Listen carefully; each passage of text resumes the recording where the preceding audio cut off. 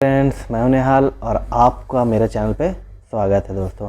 तो आज जो वीडियो दोस्तों ये खासकर जॉब सीकर्स के लिए होने वाला है। जॉब जो ढूंढ रहे हैं गल्फ़ में काम करने के लिए, उनके लिए होने वाला है। ये वीडियो आपको बताएगा कि क्या क्या आपको जॉब ढूंढने के दौरान में या क्लाइंट के सामने नहीं करना है, मतलब क्या क्या नहीं करना है वो ध्यान में रखिएगा कि आपको कुछ ऐसी बातें होती हैं जो आपको नहीं करना है या फिर वो उसको सुधारना है या फिर उस पर ध्यान देना है दोस्तों। तो ऐसा ही कुछ टिप्स मैं कुछ पॉइंट कुछ स्टेप मैं बताने वाला हूँ खुद के एक्सपीरियंस से और रिसर्च से, जो से आपको बहुत ही ज़्यादा फ़ायदा मिलेगा। और जो जॉब सीकर्स है, जो जॉब ढूंढ रहे हैं, उनको ये वीडियो ज़रूर शेयर कीजिए दोस्तों और स्टेप बाय स्टेप पूरा वीडियो देखिए, स्किप ना कीजिएगा, सारे पॉइंट्स को सुनिए, आपको ज़रूर फ़ायदा मिलेगा। तो चलिए सबसे पहले स्टार्ट करते हैं पहली पॉइंट की तरफ दोस्तों। तो सबसे पहला पॉइंट है दोस्तों, अगर आप बिगनर्स हैं, मतलब फ्रेशर्स हैं गल्फ़ के लिए, इंडिया के लिए नहीं, इंडिया में आपने काम किया है, आपका अच्छी एक्सपीरियंस है, लेकिन गल्फ़ आप पहली बार जा रहे हैं, तो आपका जो पहला पॉइंट है वो है सैलरी एक्सपेक्टेशन। इस पे आप ख़ास ध्यान रखिएगा। इसलिए मैं बोल रहा हूँ क्योंकि सैलरी भी बहुत बड़ा मैटर करता है जॉब के सिलेक्शन होने और ना होने पर। आप इतना ज़्यादा एक्सपेक्टेशन नहीं लिख दीजिए या बोल दीजिए क्लाइंट को कि आपका जॉब ना हो सके। मैं ये नहीं कर रहा हूँ कि सैलरी आप कम बोलिए या कम सैलरी लीजिए, नहीं, आप सैलरी लीजिए, लेकिन एक रिस्पेक्टेबल सैलरी बताइए। इतना आपका माइंड में पहले से मेकअप करके रखिए कि मैं इतना से इतना के बीच निगोशिएट करूँगा। और कम से कम मतलब कि अगर आप बिगनर्स हैं तो उसका मिनिमम सैलरी ही अगर आपको, क्योंकि अभी मार्केट जो है वो बहुत ही ज़्यादा कंपटीशन का हो गया दोस्तों। तो कंपटीशन में क्या है कि आप जो इंटरव्यू दिए, सेम कोई और बंदा भी सेम इंटरव्यू देता है, उसका भी सेम इंटरव्यू जाता है और आपसे कम सैलरी वो डिमांड करता है, तो आपको इंटरव्यूअर कभी नहीं लेगा, वो सिलेक्शन उसको चला जाएगा। इसलिए बोल रहा हूँ कि सैलरी एक्सपेक्टेशन में, सैलरी सिलेक्शन में भी बहुत ही दिमाग से, बहुत ही सोचने समझ के आप बताइए सैलरी। और अगर आप फ्रेशर हैं तो मेरा पर्सनल रिकमेंडेशन है कि आप पहले स्टार्टिंग में सैलरी उतना ना देखें। आपका नॉर्मल भी सैलरी होगा तो इंडिया से 3 गुना 4 गुना मिलेगा।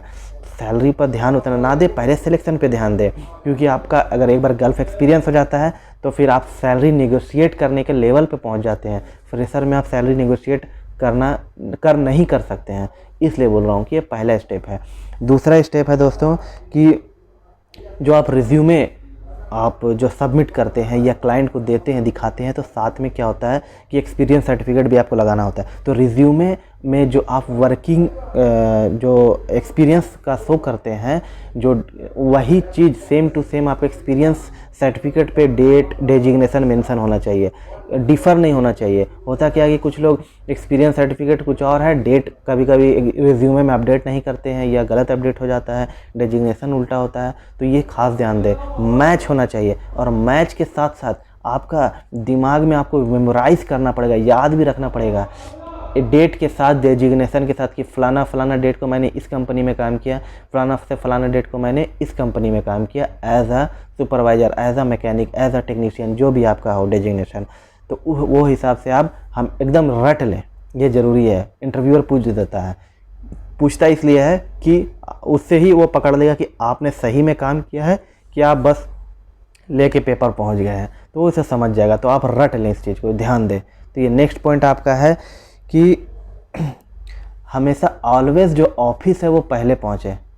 जी, ऑफिस हमेशा आप पहले पहुँचे। देखिए, जॉब के लिए ऐसे ही बहुत ज़्यादा मारामारी है, लोग पहले पहुँच जाते हैं, तो पहले जो पहुँचेगा उसको पहले मौका मिलता है, ज़्यादातर यही होता है। और ऑफिस में अभी तो सबसे पहले आप जाइएगा तो आपको एक फॉर्म ऑफिस वाला देगा, वो पूरा फिल करना पड़ता है, उसमें अच्छा खासा टाइम लग जाता है। तो पहले फॉर्म फिल करके पहले सबमिट कीजिए, तो आपको पहले इंटरव्यू भी देने का मौका मिलेगा। पहले इंटरव्यू देने से फ़ायदा ये है कि उस टाइम में फ्रेश जो क्लाइंट होते हैं वो उनको बंदे चाहिए होते हैं, तो सिलेक्शन में आपका चांसेस बढ़ जाएगा दोस्तों। इसलिए ऑलवेज़ आपका जब है सुबह ही 6 बजे 7 बजे ऑफिस निकल जाए, क्यों ना ऑफिस 9 बजे ही खुल रहा हो, आप पहले जाएँ, लोग पहले जाएँ। और फ्रेंड, एक बात और कहनी थी कि मैंने बहुत सा ऑफिसेज में इंटरव्यू दिया हूँ, तो देखा हूँ कि लोग चप्पलें पहन के चले जाते हैं, स्लीपर्स पहन के चले जाते हैं। तो कोशिश करें कि स्लीपर पहन के कम से कम इंटरव्यू में ना जाएँ। कोई सा भी जूता हो, नॉर्मल सा, वो जूता को आप वेयर करें, क्योंकि स्लीपर्स आपका जो चप्पल है वो कितने ही महंगी क्यों ना हो, चप्पल का स्टैंडर्ड एक चप्पल का ही होता है, और जूता कितना ही सस्ता क्यों ना हो, जूता का एक अलग ही लेवल, एक अलग ही स्टैंडर्ड होता है। तो अगर आप मैकेनिक में या टेक्नीशियन में या लेबर में या असिस्टेंट में कुछ में भी हो तो कम से कम कोशिश करें कि जूता पहने। जीन्स टी शर्ट पहने नो प्रॉब्लम, लेकिन जूता वेयर करें, उससे आपको फ़ायदा बेनिफिट मिलेगा। और अगर फॉर्मल में है तो आपको अगर आप स्टाफ कैटेगरी में है तो आपको फॉर्मल पहन के जाइएगा, तो उसमें आपको बहुत ही ज़्यादा बेनिफिट मिलेगा। तो इसका आप खास ध्यान रखें। नेक्स्ट जो है दोस्तों वो ये है कि आप इंटरव्यू के लिए जाते हैं और आपको लेट हो जाता है वहाँ पे इंटरव्यू में मौका क्लाइंट से फेस करने के लिए लेट हो जाता है। जैसे आप सुबह 8 बजे 9 बजे 7 बजे गए, आपको 2 बज गया 3 बज गया, लेकिन आपको मौका नहीं मिला इंटरव्यू देने का, तो खुद से क्विट ना करें। मेरा कहने का मतलब है खुद से वापस घर ना चले आएँ। अगर ऑफिस वाला बोलता है कि रिक्वायरमेंट फुलफ़िल होगी आप लोग लौट जाएँ तो ही आएँ, क्लाइंट बोलता है तो वापस आएँ, नहीं बोलता है अगर इंटरव्यू चल रहा है तो आप वेट करें, खाली हाथ वापस ना आए दोस्तों। खुद से क्विट ना करें, मेरा कहने का मतलब है कम से कम आपने पैसा लगाया, टाइम दिया वहाँ पे, तो कम से कम एक्सपीरियंस तो लें इंटरव्यू का। अगर आपको चलिए सिलेक्शन नहीं भी हो रहा है, इंटरव्यू देने का मौका तो मिल रहा है, तो इंटरव्यू दें, एक्सपीरियंस लें, क्या सवाल पूछ रहा है इसका तो ध्यान दें। तो ये सब ज़्यादा ज़रूरी है दोस्तों। तो ये एक बहुत ही ज़रूरी स्टेप था, उसको आप फॉलो करें। नेक्स्ट जो है वो बहुत ही इम्पॉर्टेंट स्टेप है दोस्तों, बहुत ही इम्पॉर्टेंट स्टेप है, बहुत ही इम्पॉर्टेंट पॉइंट है दोस्तों।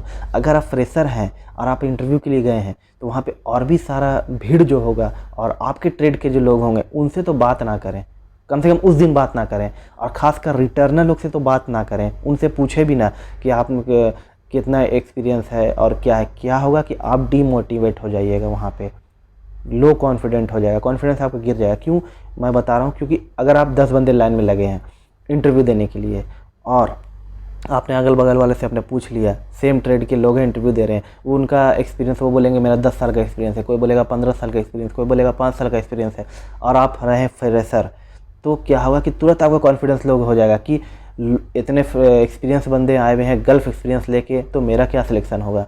तो उनसे उस दिन तो बात ही ना करें। आप गए चुपचाप से जाइए और लाइन में लगिए, आप अपना इंटरव्यू कंप्लीट कीजिए। सिलेक्शन होना ना होना ऊपर वाले के हाथ में, आपके हाथ में नहीं है, वो तो छोड़ दीजिए टेंशन, आप अपना काम कीजिए।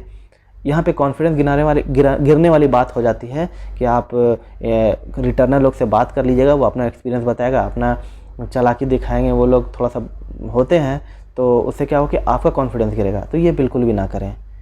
नेक्स्ट पॉइंट जो दोस्तों वो है कि एक चीज़ और, कि जब इंटरव्यू चल रहा हो, आप लाइन में खड़े हैं, तो क्या ना करें कि आपको जो इंटरव्यू दे के आता है उससे कुछ पूछना नहीं है। लोग क्या करते हैं कि उनसे क्वेश्चन करने लगते हैं कि क्या पूछा अंदर, क्या पूछा अंदर, ताकि मैं वही सवाल का जवाब खोज के इंटरनेट में जल्दी से गूगल पे देख के और मैं प्रिपेयर कर लूँगा। दोस्तों मैं बता रहा हूँ 100 में से 99% लोग अंदर जो इंटरव्यू चलता है वो बाहर आके कभी नहीं बताते हैं। वो आएंगे डायरेक्ट बोलेंगे नहीं नहीं कुछ नहीं, वो नॉर्मल सा ये सवाल वो सवाल, नॉर्मल सा हाल चाल पूछ रहे हैं और छोड़ दे रहे हैं। अंदर जो क्या फाड़ रहे हैं इंटरव्यूअर वो वही जान रहा है। वो इसलिए नहीं बताते हैं क्योंकि मैं अगर आपको बता दूंगा और आप सर्च करके सेम चीज़ आप अगर सही बोल दीजिएगा तो मेरा सिलेक्शन ना हो कि आपका हो जाएगा। तो लोग इस चीज़ को अवॉइड करते हैं, नहीं बताते हैं, मिसगाइड कर देंगे ज़्यादातर, आपको गलत इन्फॉर्मेशन दे देंगे। उस टाइम पे आप गलत इन्फॉर्मेशन ले लीजिएगा तो आपको नुकसान हो जाए। इसलिए पूछना ही नहीं, क्यों पूछना है भाई, आपने काम किया है, आपको उस फील्ड का नॉलेज है, आप डायरेक्ट जाकर इंटरव्यू दीजिए। हो सकता था आप फर्स्ट नंबर में ही होते, तो इसलिए उनसे पूछना ही नहीं है। तो कुछ इस तरह का आपको स्टेप मैंने पॉइंट बता दिया है। बहुत सारी पॉइंट्स हैं, मैं और आगे वीडियो लाता रहूँगा। अगर आपको कुछ पूछना है तो इनबॉक्स पे पूछ सकते हैं दोस्तों, इंस्टा पे पूछ सकते हैं, मैं ज़रूर हेल्प करूँगा, सेपरेट वीडियो बना के हेल्प कर दूँगा। तो दोस्तों इसी तरह से सपोर्ट की ज़रूरत दोस्तों, चैनल को सपोर्ट कीजिए, सब्सक्राइब कीजिए, शेयर कीजिए, और वीडियो अगर आपको अच्छी लगी हो तो लाइक कीजिए। तब तक के लिए अल्लाह हाफिज़ दोस्तों।